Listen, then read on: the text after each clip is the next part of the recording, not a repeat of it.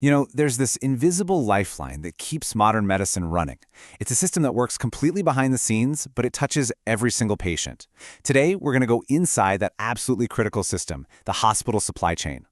It's a funny thing when you think about it, isn't it? The most important systems in our lives are usually the ones we don't even notice. When they're working, they're perfectly silent. But when they fail, well, that silence is deafening. And no, that is not an exaggeration. The stakes in a hospital supply chain are about as high as they get. We're talking about a situation where one broken link, one single missing item, can have these profound, totally irreversible consequences. Just picture that for a second. You're in the most critical moment of a surgery. The surgeon's hand is out, waiting for a tool that is absolutely essential to save a life, and it's just not there. The answer to that question, what happens next, that's exactly why this topic is so incredibly serious. So here's the bottom line. Inventory management in a hospital is a direct extension of patient care. It's the invisible lifeline we're talking about, and when it starts to fray, patients are the ones who feel it first. And that's exactly why we're going behind the curtain today. So the big question is, how on earth do you manage a system that's this complex and this critical? Well, to get our heads around it, we're going to use this really brilliant analogy from the source material. Think of this whole process as a journey. Okay, so imagine you're on a journey, but you're driving on a pitch-dark road in the middle of the night. That darkness, that represents all the risks and all the unknowns. Things like unpredictable patient demand, supplier delays, sudden emergencies. You just can't see what's miles and miles ahead. But of course, your car has headlights. Now, they're not going to light up the entire road all the way to your final destination, right? But what they do is perfectly light up the next 100 feet or so, and that lets you move forward safely. Well, those headlights? That's your data analytics. And this just nails the core idea. The dark road, that's the constant state of risk you're in. The headlights, that's the data giving you the foresight to handle that risk, not by predicting the far-off future, but by making the immediate next step crystal clear. And this right here, this is the destination of our whole journey. It sounds so simple, doesn't it? The right material at the right time in the right place? But guaranteeing that every single time? That is the monumental challenge this whole system is built to solve. Okay, so we've got our headlights, but how do we actually turn them on? How does all that raw data actually light up the road for us?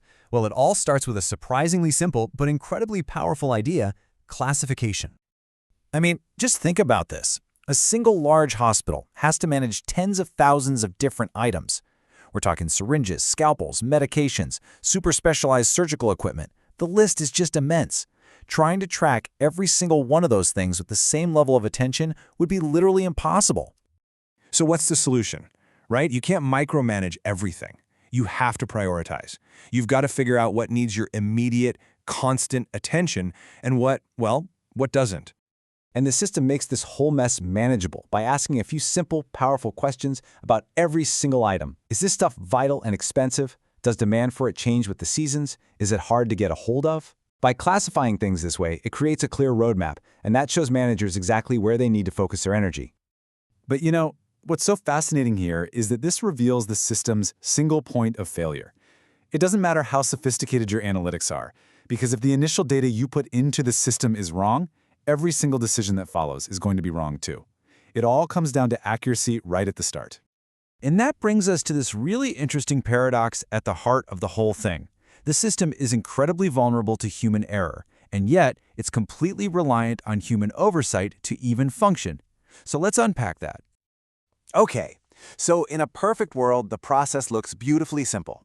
A new item shows up, someone enters its details into the system perfectly, and the computer tracks its use in real time. Sounds easy enough, doesn't it? But that simplicity is so deceptive. This is a real example from the source material. A hospital needed 4,000 units of an item, but somebody, somewhere, accidentally typed an extra zero. The result? A massive order for 40,000 units. One single keystroke can lead to catastrophic waste, or, if the error goes the other way, a critical shortage. So you might be thinking, why not just automate everything? Just take the people out of the equation. Well, reality is way messier than that. And this brings us to the fascinating idea of a pocket warehouse. Imagine a nurse, maybe someone who's been burned by shortages in the past, and they don't fully trust the system. So they take a few extra supplies just in case, and they store them in a cabinet. Now, this isn't malicious. It's a personal failsafe to protect patients. But in the computer's data, those items are marked as used, they're gone. In reality, though, they're sitting in a drawer, and that creates a dangerous gap between what the data says and what's actually on the shelf. And this is why humans are still absolutely essential. It's the pharmacist who double-checks an automated prescription. It's the manager who walks the floors and knows to look for those little pocket warehouses. People provide the real-world context and the checks and balances that technology alone just can't see. They act as a critical human firewall. All right, so everything we've talked about so far has been inside the walls of just one hospital.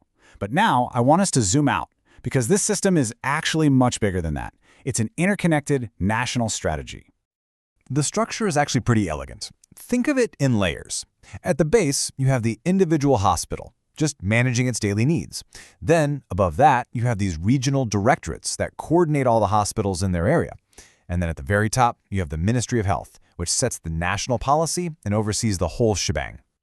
And here is one of the most brilliant parts of this whole nested system.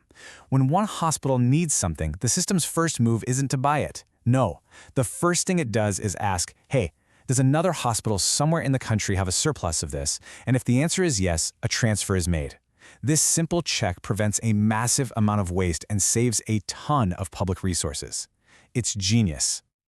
So when you put all these pieces together, you've got the data headlights, the human firewall, the national coordination, you can really see the goal. A strong, transparent, data-driven system that guarantees patient safety. But as this ecosystem gets smarter and more interconnected, as we get better at collecting and sharing all this data to save lives, a new and really fundamental challenge starts to emerge. And this really gets to the central dilemma we're facing. To perfect this system, to squeeze out every last drop of efficiency and safety, should we be sharing more and more data with everyone in the chain? Or is protecting patient and institutional privacy the absolute #1 priority? Finding the right balance here, well, that's not just a technical problem. It's one of the defining ethical challenges for the entire future of healthcare.